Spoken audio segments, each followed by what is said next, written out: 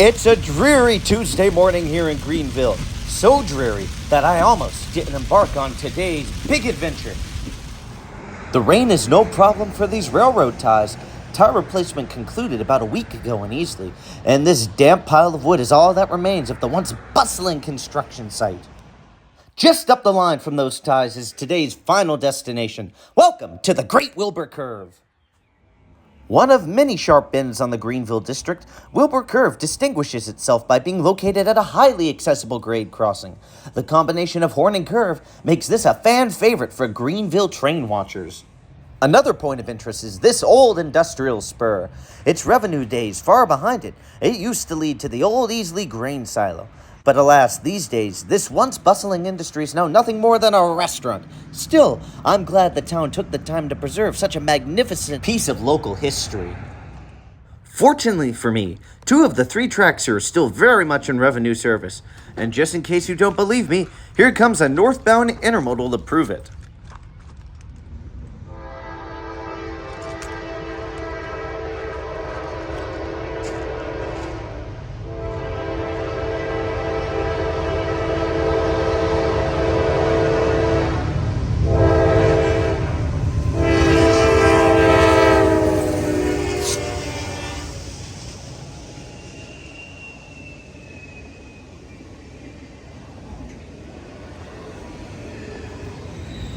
Wilbur Curve is a seriously sharp piece of railroad, yet that doesn't stop trains from going every bit of track speed.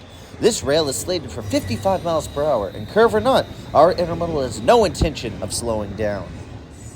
Curves offer unrivaled train viewing opportunities that can't be found on straightaways. For example, this view clearly shows us where the term snaking around the bend originated from. Slither away, my northbound intermodal friend. Another thing to keep in mind about large curves is that they are loud. The combination of squealing train wheels on bending track and this upcoming pair of DPUs was deafening. I definitely recommend bringing ear protection.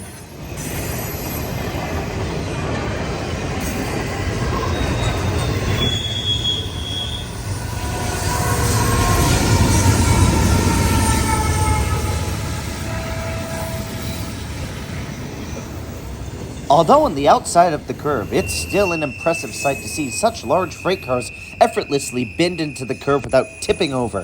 This is probably one of my favorite spectacles here at Wilbur.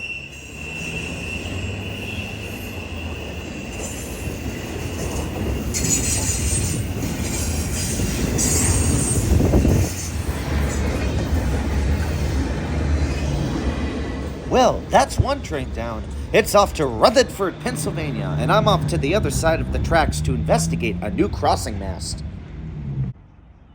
Manufactured by the good people at Safe Train Industries, this signal is less than 1 year old and still retains just a little bit of its fresh from the factory shine. Still, shine or not, the crossing signal stands at attention, ready to warn motorists of an oncoming train. To my great surprise, the crossing decided to give us a live demonstration of its capabilities. Another northbound intermodal had snuck up on me, and I only had seconds to prepare.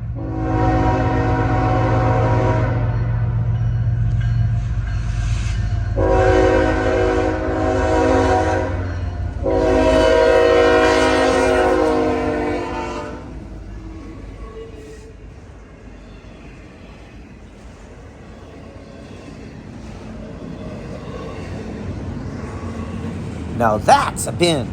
The inside of Wilbur Curve is where the real action can be found. These intermodal cars look like they're on the brink of tipping over. This illusion made all the more alluring by the movement of the train.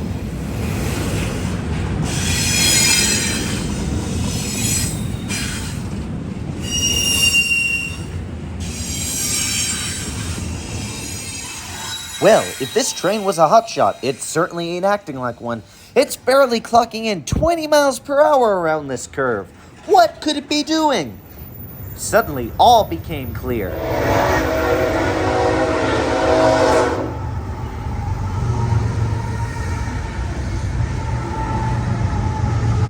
Train 265, southbound BNSF through power bound for Atlanta, would be the second surprise train of the day.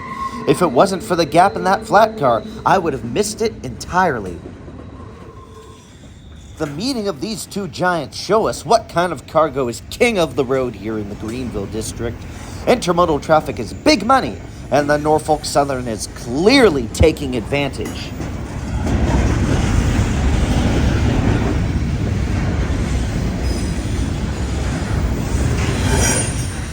Uh-oh, here come two DPUs.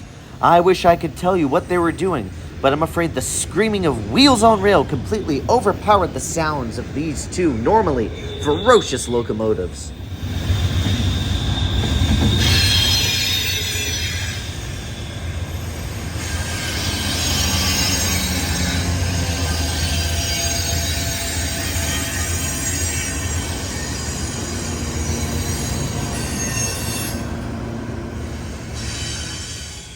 Ungodly noise aside, it was still impressive to see two lumbering locomotives take on the Wilbur Curve with ease.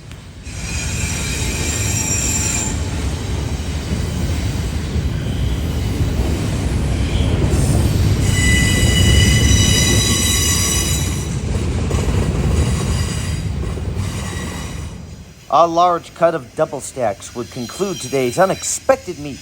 I decided to break for lunch, but before I did, I made sure to check ATCS. I was not planning on being surprised by another train again.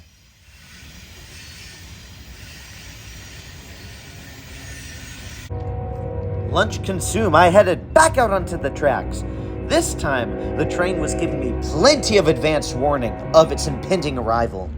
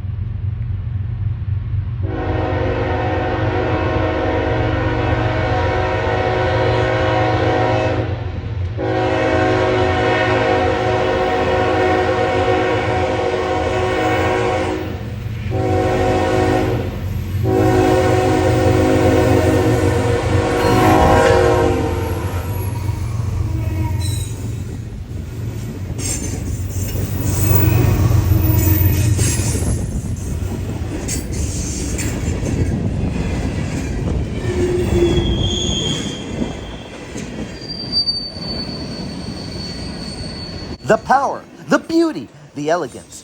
There really is nothing quite like a mainline freight train conquering a sharp curve. Color me impressed. This was an early train number 153 manifest bound for Inman Yard in Atlanta. After making an extensive stop to work Greenville Yard, this train was clearly working to make up as much lost time as possible.